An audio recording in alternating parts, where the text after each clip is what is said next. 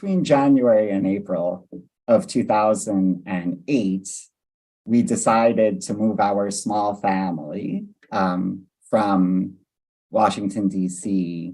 To Israel, at least for a while, meaning we had an opportunity for Reed, my partner, to take a postdoctoral fellowship in Jerusalem.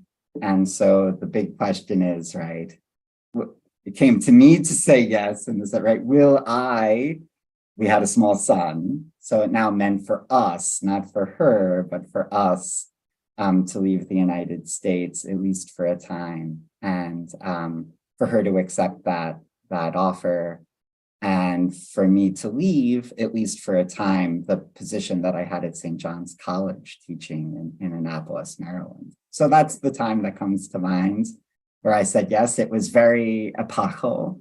It changed our lives in many ways, and it's a sort of round number. So it happens to be basically exactly 15 years ago. So that's the moment that I thought of,